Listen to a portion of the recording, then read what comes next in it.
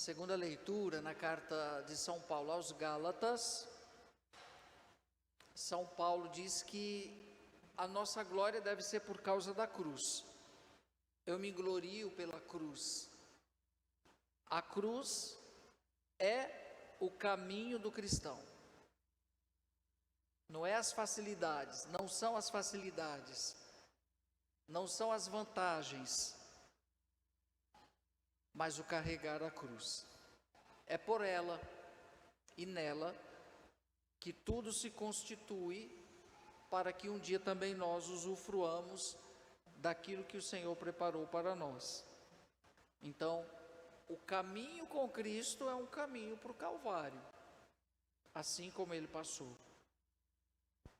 Então, o cristão consciente, o católico consciente, nunca vai ver os problemas, as situações adversas como o fim, ou como simplesmente o peso, ou como Deus não cuidando de mim. É o contrário.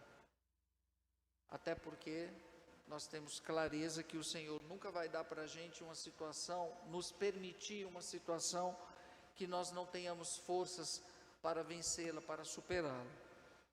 Mas é no Evangelho que Jesus vem dizer como que inicia essa caminhada rumo ao céu. É na pregação ao reino de Deus. É como que a preparação ao reino se dá. E Jesus, usando aqui uma linguagem bem própria do contexto do qual ele estava falando para aquele grupo, um contexto de pessoas voltadas ali para a cultura, para a agricultura. Jesus fala de trabalhadores, e Jesus fala de messe. Mas o trabalho de Jesus começa com 12. Mas ele faz uma análise que não está muito distante e diferente da de hoje. Quando ele diz, a messe é grande. O que é a messe? A messe é a igreja. A messe é o mundo onde a igreja está. A messe é grande. Porém, os trabalhadores são poucos. Para a proposta do reino, os trabalhadores são poucos. E ele começa com 12. Aqui ele envia 72 discípulos. Além dos 12, ele envia 72. Mas mesmo assim, Jesus diz, são tão poucos. Se nós fossemos fazer uma análise com hoje, olhando a igreja particular da Diocese de Corumbá, na qual nós pertencemos, para ficarmos numa situação confortável, necessitaríamos hoje de 40 padres no mínimo, para dar um atendimento de maior qualidade, para melhor atendermos as necessidades pastorais de cada comunidade. 40 padres daria para a gente sobreviver bem, no entanto somos apenas 14. Os trabalhadores continuam sendo poucos, muito poucos. E Jesus faz um apelo quando faz essa análise. Ele diz assim, pedi, por isso pedi ao dono da messe que mande trabalhadores para a colheita. Quem que é o dono da messe? Deus. Deus que é o dono. E Jesus pede que na oração nós supliquemos ao Senhor que envie operários, trabalhadores, conforme a sua condição. Cada trabalhador faz parte de uma grande engrenagem, como o motor. O carro, para funcionar, cada parafusinho, cada peça é importante. A gente não pode menosprezar, como não podemos menosprezar cada peça do nosso corpo. Porque se dissermos, porque aquela é pequenininha, não tem tanta importância, mexe no teu labirinto para você ver, que é desse tamanho pequenininho, para ver se você fica em pé. Que o diga quem tem labirintite. Então a mão, o pé, porque é maior do que o labirinto, que pequenininho, não é mais importante. Um negocinho desse tamanho é que deixa você equilibrado, em pé. Faz ele vibrar, você cai na hora. Então, cada um tem uma importância dentro desse trabalho de evangelização. Nessa minha experiência de pároco, já com terceira paróquia essa, eu pude perceber uma coisa. Aquelas pessoas que mais têm coisas que para fazer, ou mais responsabilidades, são as que estão mais prontas para servir. Às vezes a igreja está cheia, mas quem se coloca à disposição para o reino, para o serviço, às vezes a gente olha sempre aquela mesma pessoa fazendo. Às vezes ela tem 50 coisas, se o padre pedir 51, ela vai dar um jeito e vai fazer. Mas se você pedir para quem não faz nada, ele vai dar uma desculpa e vai continuar não fazendo nada. Isso é fato. Como 1 mais 1 são 2. Quantas vezes, por exemplo, uma paróquia como a nossa, hoje é para fazer uma análise pastoral, nós necessitaríamos no mínimo de uns 20, 25 catequistas. Temos 6, 7 catequistas que se desdobram. Mas aí eu vejo uma coisa bonita em tudo isso. Aliás, é uma das coisas que eu muito prezo. Nunca me preocupei com igreja cheia. De que adianta ter uma igreja cheia de gente vazia? Às vezes tem 5, mas tem qualidade. Mais vale a qualidade que a quantidade. Isso é fato. Se eu tenho 5 pessoas que vestem a camisa, que entendeu a proposta do reino, elas valem por 50 ou mais, do que muitas vezes. E o mais interessante de tudo, nessa caminhada pastoral, é que muitas vezes aqueles que não têm compromisso nenhum com a igreja são os que mais querem cobrar. Quantas vezes nosso secretário aqui recebe desaforo? Às vezes as pessoas chegam exigindo: ô filho, você é dizimista? Não, então não tem direito. Na Groenlândia, chegou um casal para marcar o casamento. Vocês sabem que tem uma espórtula, que é o custo do processo matrimonial. R$200. O casal chegou, achou caro. Na Groenlândia, tá? Queria desconto dos R$200. Depois nós descobrimos que a festa custou 50 mil.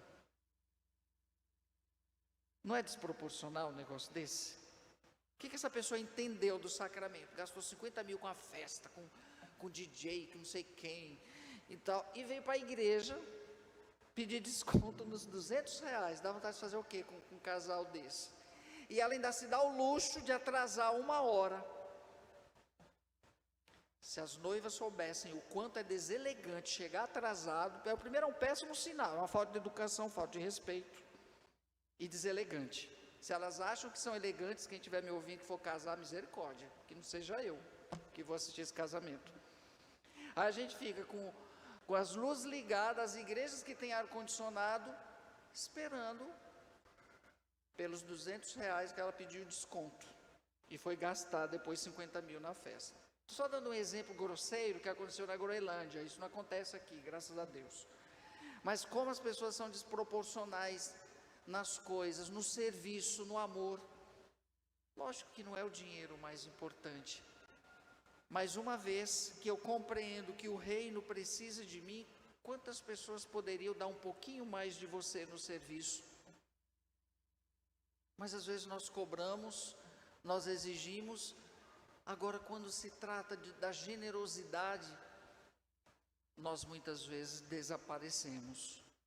E o que Jesus coloca é isso: a messe é tão grande, o trabalho é tão grande, a igreja é tão grande, mas os trabalhadores são poucos. E vão continuar sendo poucos, infelizmente, continuarão sendo poucos. Mas eu acredito que os poucos que se entregam com verdade, com doação plena, faz frutificar, e a colheita com certeza terá qualidade, tanto quanto se fosse com muitos.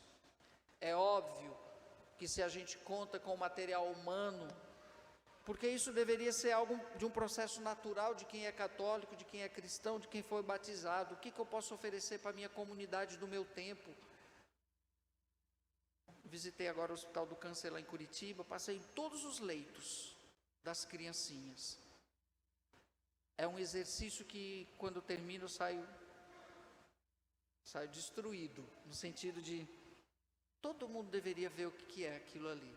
Aí eu vejo quanta gente com saúde desperdiçando, sabe? Quanta criança, quanto jovem gastando a sua saúde, e uns ali que estão há um ano com a sua mãe, que seu pai tiveram que mudar de vida para viver dentro daquele hospital, esperando a cura do seu filho, de 10 anos, de 11 anos, criancinhas de todas as idades. Alguns a gente sabe que não tem perspectiva, mas estão lá agarrados na esperança, na fé, e que se pudessem, né?